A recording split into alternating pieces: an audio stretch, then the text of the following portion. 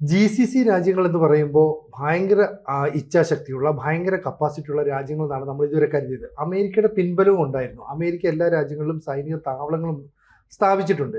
പക്ഷേ ഒരാവശ്യം വന്നപ്പോൾ അമേരിക്ക മറ്റൊരു കാര്യത്തിൽ എൻഗേജ്ഡ് ആയാൽ ഈ രാജ്യങ്ങളെ രക്ഷിക്കാൻ ആരുമില്ല. ഇറാൻ ആക്രമണം നടത്തുമ്പോൾ പറഞ്ഞ സൈനിക താവളങ്ങൾക്ക് നേരെയാണ്. പക്ഷെ ആക്രമിക്കുന്ന മുഴുവൻ ജനവാസ കേന്ദ്രങ്ങൾ, കുടിവെള്ളം വിതരണം ചെയ്ത ശൃംഖലകൾക്ക് നേരെ എന്ന് പറഞ്ഞാൽ സാമ്പത്തികമായിട്ട് അവരെ തകർക്കാനാണ്. പക്ഷേ ഇന്ത്യക്ക് ഒരു പ്രശ്നം വന്നു. ഇന്ത്യക്ക് ഗ്യാസ് ഇല്ല, അല്ലെങ്കിൽ ഊർജ്ജമില്ല എന്നൊക്കെ വന്നപ്പോൾ നമ്മുടെ കപ്പലുകൾ ഹോർമൂസ് കടലിടുക്ക് വഴി കടത്തിവിടണമെന്ന് ആവശ്യപ്പെടുന്നു. 2 ദിവസം കൊണ്ട് കാര്യങ്ങളൊക്കെ നടത്തിവിടുന്നു. 2 കപ്പലുകളെ കടത്തിവിട്ടു. ഇതേ ഇറാൻ തന്നെ ഇന്ത്യയുടെ അടുത്ത് പറയുന്നത് ഞങ്ങളുടെ ഒരു കപ്പലിനെ സംരക്ഷിക്കണം. അങ്ങനെ ഒരു കപ്പലിൽ ഡോക്ക് ചെയ്തത് കൊച്ചിയിലാണ്.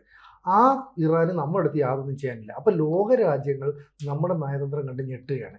ഇതേ ഇറാനിലെ ചില ഭരണാധികാരികൾ ആക്രമണത്തിൽ പരിക്കേറ്റ അവരെ ആശുപത്രിയിൽ പോയി കണ്ടിട്ട് ഞങ്ങൾ കൂടെ ഉണ്ടെന്നൊക്കെ പറയുന്നു. പക്ഷേ അവിടുത്തെ ജനങ്ങൾക്ക് പുറത്തിറങ്ങി സഞ്ചരിക്കാൻ പറ്റുന്നില്ല, അവർക്ക് വ്യാപാരം നടത്താൻ പറ്റുന്നില്ല, സമ്പദ് വ്യവസ്ഥ തകർന്നുകൊണ്ടിരിക്കുകയാണ്.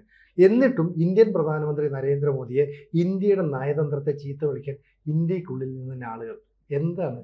അല്ല, അത് ഈ നരേന്ദ്രമോദിയുടെ വർഗശത്രുക്കൾ ഏറ്റവും അധികം ഉള്ളത് ഇന്ത്യയിലാണ്. അതുകൊണ്ടാണ് അവർ മോദി എന്ത് ചെയ്ത് കഴിഞ്ഞാലും അവർ ചീത്ത പറയും. അപ്പോൾ അവരാഗ്രഹിക്കുന്ന ഒരു സീനുണ്ട്. ഇന്ത്യയിൽ LPG ഇല്ലാതെയാവുക, ജനമെല്ലാം കൂടെ തെരുവിലിറങ്ങുക, വലിയ കലാപം നടത്തുക, എന്നിട്ട് രാഹുൽ ഗാന്ധിയെ പ്രധാനമന്ത്രിയാക്കുക. ഇതാക്കി കഴിഞ്ഞാൽ LPG ഉണ്ടാവുമോ? ഉണ്ടാവുമൊന്നുമില്ല. പക്ഷേ മോദി മാറി രാഹുൽ ഗാന്ധി വരണം. ഇതാണ് അവരുടെ ആവശ്യം. അല്ലാതെ ഗ്യാസ് പോലും അല്ല.